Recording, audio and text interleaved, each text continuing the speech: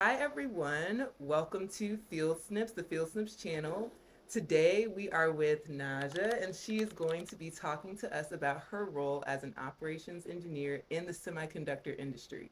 So that is a mouthful, but we're going to dive right into it. Najja, what is a semiconductor first? Then what Absolutely. is the industry of semiconductor industry? Yes. So, formal definition, a semiconductor in terms of material, it's actually something that has electrical conductivity that I can alter if I add in or more impurities to it. So, kind of chemistry level explanation, or you can look at it as microchips. So, Okay. essentially, semiconductors, it's the foundation of all technology, chips in our computer, our phones. It's from semiconductor materials. So Mm, my title is actually FAB Operations Engineer, for okay. a semiconductor company. And actually, I'm at a research and development site. Okay. So essentially, I'm helping everybody come together and meet our goals, meet our key deliverables, and also, have a cohesive overall process flow for the fab. And we result in the product that we want, which is microchips. How did you even get into this industry? And then how did you get into this specific role? Way back yonder, which wasn't even that long ago, 2017, but Okay. I was actually teaching physics and chemistry Hmm. because I called myself taking a not even sabbatical, but a small break from just working in the field of what I studied. Okay. So I studied, as you know, like the math, and I was Hmm. on the dual degree track at Hmm. Spelman, and I was actually studying aerospace or focusing in aerospace engineering and took a break from that. So, in the midst of that, I was teaching physics and I got recruited Mm. by a company. I went out to Hmm. the West Coast and I was like, this is really cool. Like, Yeah. I had knew about it a little bit, but I didn't know how vast the semiconductor industry was. I liked what I heard and saw, and my introduction was with diffusion, high vacuum, which essentially that's just the type of process and tools. Okay. So I focused on basically baking that part of the wafer. So Hmm. essentially, I started with them, and then from 2018, I've been in the industry ever since. Wow, that's amazing. And let's go, let's talk about your education part because that's Yes. always a good thing to talk about when you're a student. I know at Spelman, your major was mathematics and you were just on a Yes. track to get into the aerospace engineering Yes. industry. So before Spelman, before you majored in math, what was your education like? Were you in high school and you're like, I really like math and science, I like aerospace, or did you not know about this industry in high school and even middle school? Absolutely. So, middle school, I knew I wanted to be in STEM. Okay. Actually, when I was younger, I wanted to be a neurosurgeon, so a brain Okay. surgeon. Whew, you chose the big ones. And it's funny when I said I wanted to be a brain surgeon, I also I was like, or a biomedical engineer, something like that. Like, Mm-hmm. I just wanted to do something where I was using my hands or problem solving. Mm-hmm. So from that, thankfully, my mom found free programs at our math and science center. So just rewinding to, I'm from Richmond, Virginia. Okay. So we basically, VCU was like the major college there, Virginia Commonwealth Mm-hmm. University. Mm-hmm. So there are a lot of programs that my mom just would look into that were free for the summers, or Mm-hmm. even volunteer programs. That's where I even learned about biomedical engineering, like the fact that there were all these different medical careers. Mm. So then I was in a program called, it was like Richmond Area Program for Minorities in Engineering. Okay. I got the essentially that changed everything for me, because doing the different like simulations, and they had us do like a bridge building contest and my team Mm. won. It was Okay. like from then on, the mentors, they were students at Virginia State University and Virginia Commonwealth. Okay. So it's like they came together and said, hey, like, if you want to come back, and I would come back, and they were like, you really have a skill for this. You have a Mm. knack for this. And I'm like, okay, I think I like engineering better. And then what I did was, and I can't remember exactly all the different classes, but I looked up the classes they had for like the curriculum Mm. path, Mm-hmm. and I basically just took those equivalents at my own high school. I was in honors, Okay. and I took AP classes, Mm-hmm. so advanced placement, and I just did that for Math, made sure I got my calculus before college. Mm-hmm. I made sure I got, it was like mechanics, I think, and I made sure I took all the chemistries I could. Okay, I love that. And I'm glad you were able to touch on the different programming, the different classes. I think that that's a really good word of advice of you can look at what courses are available in either the centers or your local colleges and tailor your career or your education track to match that. Then you may get credits if you were taking AP, you got college credits. My next question is you mentioned the classes that students should pay attention to or the subjects that they should pay attention to if they're interested in this career. What about skills? Like, what are some skills that they should develop? Yes, that is an excellent question because I that's another thing I was going to get into. So, with the classes that you take, and I'm sure a lot of the students that will be listening are they have labs. Mm-hmm. So definitely pay attention to labs and everything that's involved with that. When you're doing the pre-lab, the report, there's a reason that's very critical. So a top skill I want everyone listening to hone in on design of experiments. Okay. Know what it is that you want to, the experiment you want to conduct. So the lab, what is your goal? What's your hypothesis? Really hone in on developing those skills. Mm. Because across the board, engineering, mathematician, even statistician, you need to be strong in design of experiments and attention to detail. Mm. So I would say arguably like top two. And then next or after that, troubleshooting.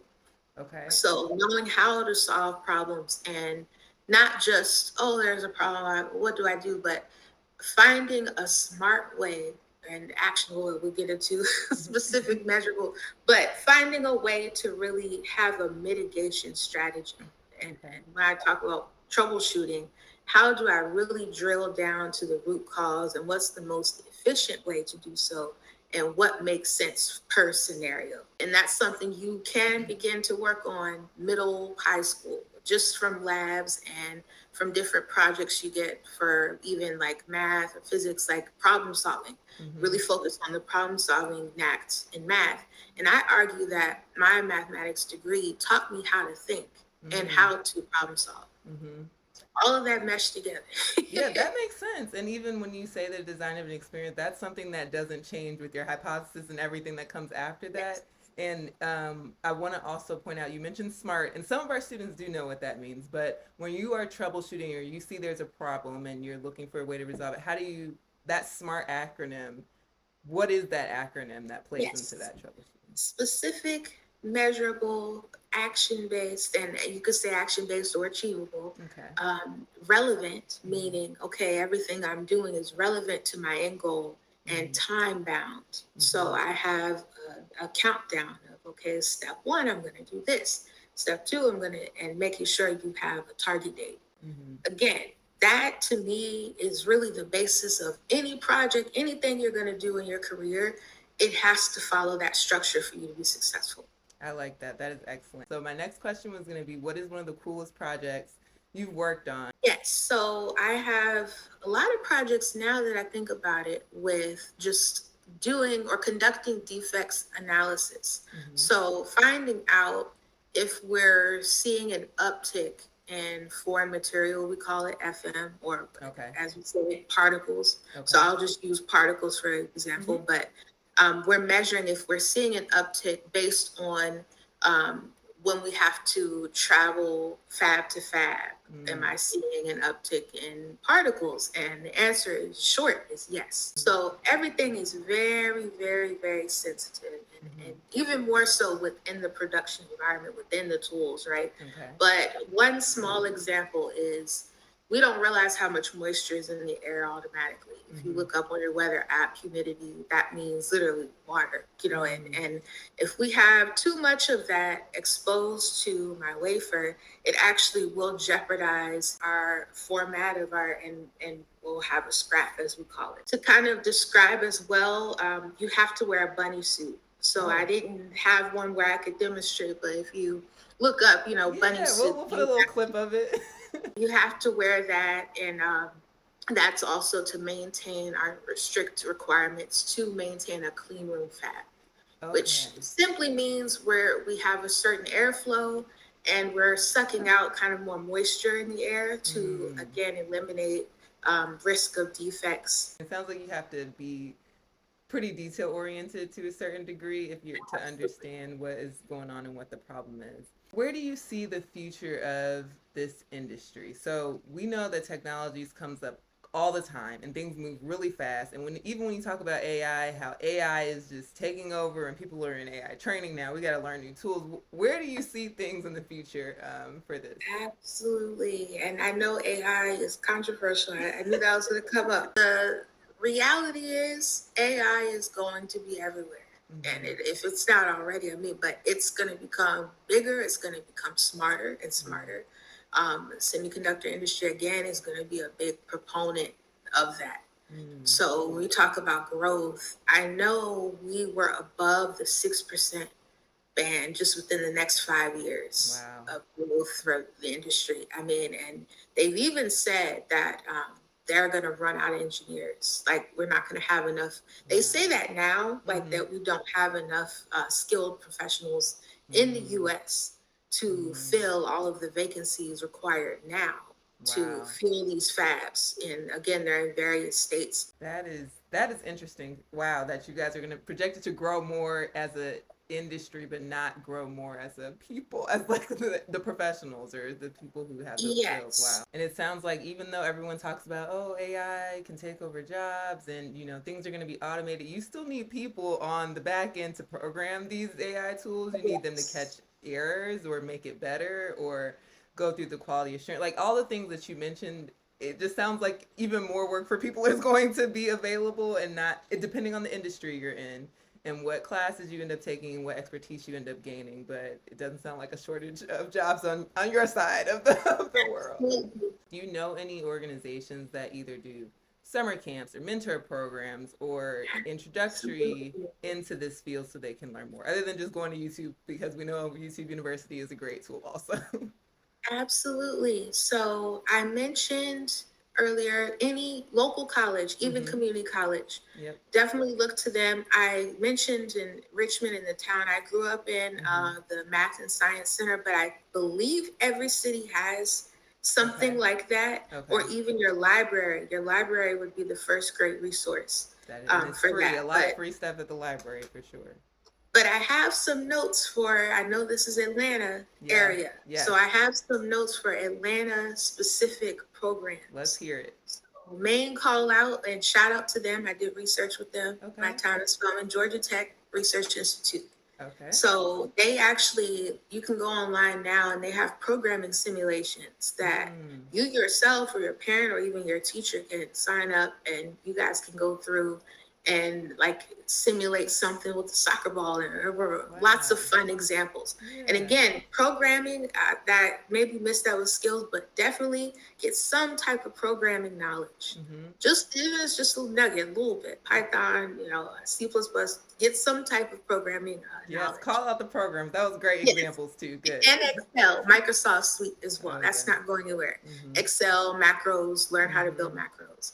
Atlanta Public Schools was also one that came up for just the site. You can search different things they have going on. Excellent. And I don't think you have to be a part of APS. You can, this is for any surrounding area. So even if you're in Gwinnett or whatever counties, you can attend these programs if there's still availability. And Kinetic City was another one that's online. So anyone listening, whatever area you're in, lots of fun science games. So if you're big into, what is it, Roblox? Yes, and Roblox is popular. Yeah, he's hacked and cracked some code with that.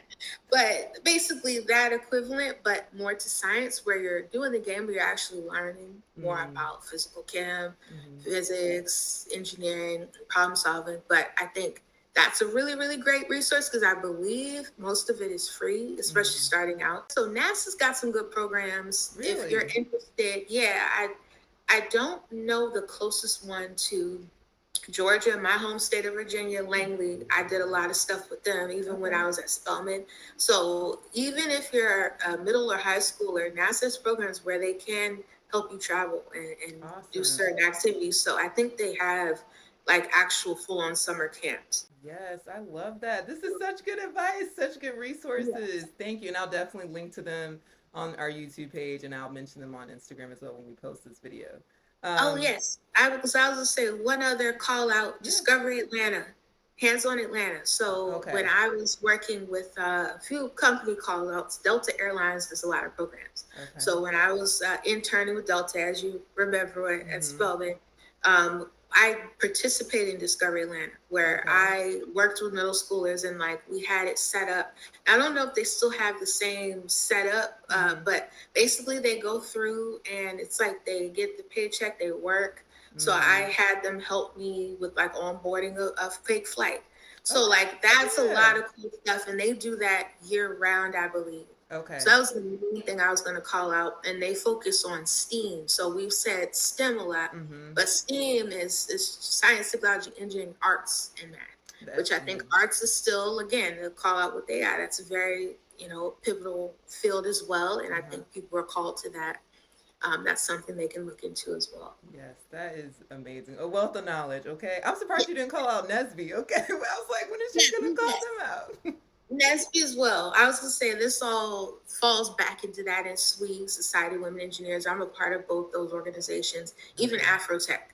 I'm a Okay. part of them as well. And yes, they have a suite of items that I'm pretty sure there's a way you can navigate the website and it'll let you know about what's happening locally in your Mm-hmm. community and outreach for that. Perfect. Perfect. Well, thank you so, so much for just telling us about Yes. your journey into your career, about what you do, and what a fab is, and what a wafer, all the things that the terms you use. I think we learned something new. And when I say we, I mean me a lot, but also our students. Is there any other words of advice or words of wisdom you want to leave for our students before we end it? Yeah, I would say everything I said, you can also take with a grain of salt again if you're not sold completely on being an engineer. But I think if you have just a small little inkling or Mm-hmm. twinkling of, hey, this is interesting, learn more about it. And the resources we called out, and Aaron will have links to that. Mm-hmm. Um, Definitely look into just one.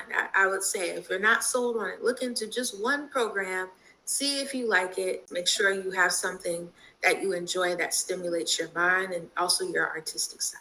Love that. Thank you so much for that. That was great way to end it. And thank you all for tuning in to Field Snips. Until next time. Bye.